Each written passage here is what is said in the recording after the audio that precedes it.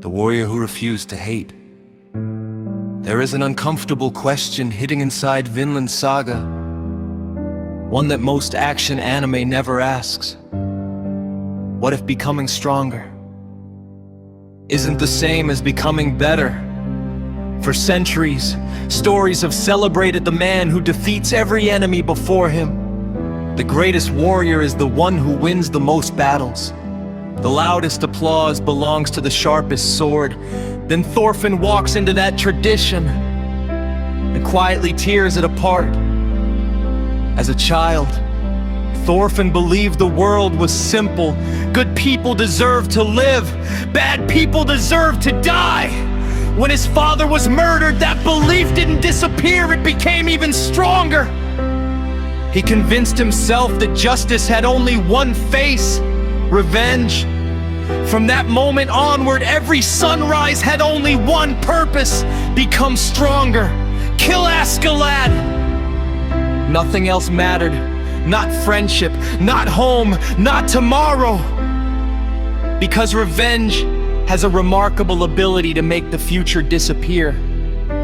It tells us that life can begin again only after one final act of violence.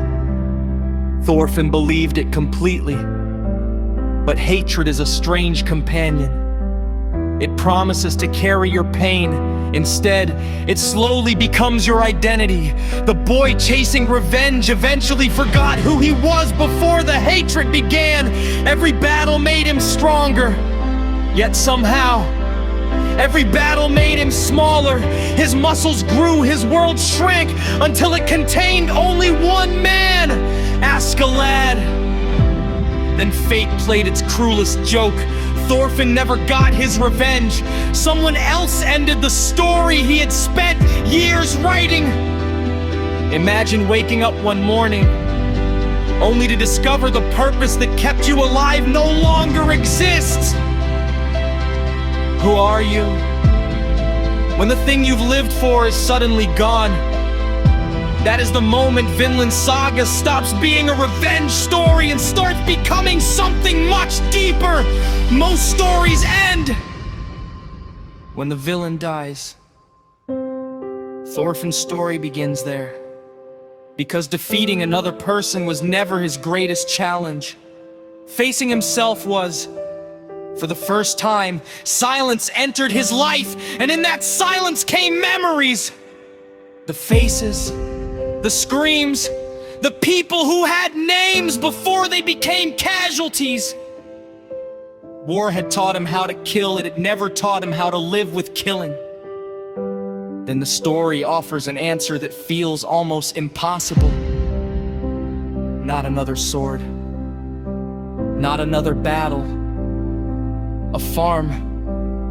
The greatest transformation in the life of one of anime's fiercest warriors begins with something as ordinary as planting seeds. Because planting is the opposite of revenge.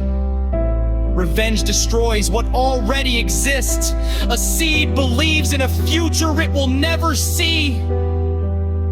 Every day, Thorfinn worked that land. He was quietly learning something his father had tried to teach him years before. Real strength creates. He does not consume. Then comes the sentence that changed how many people understood this character forever. I have no enemies. At first, those words sound unrealistic, almost naive. Surely everyone has enemies. But Thorfinn isn't saying evil doesn't exist. He is saying something far more difficult. He refuses to become the kind of person who needs hatred in order to live.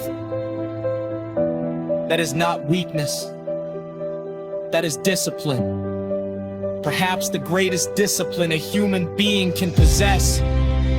Maybe that is why Thorfinn's journey feels so different. He doesn't conquer kingdoms, he conquers revenge. He doesn't become feared, he becomes free. And perhaps freedom was the treasure he had been searching for all along. In the end, Vinland Saga is not asking whether violence can win battles. History already answered It asks something far harder. Can a wounded person choose not to create another wounded person? That is the legacy of Thorfinn. Not the warrior who defeated countless enemies, but the man who finally defeated the hatred within himself. And perhaps that is the rarest victory of all.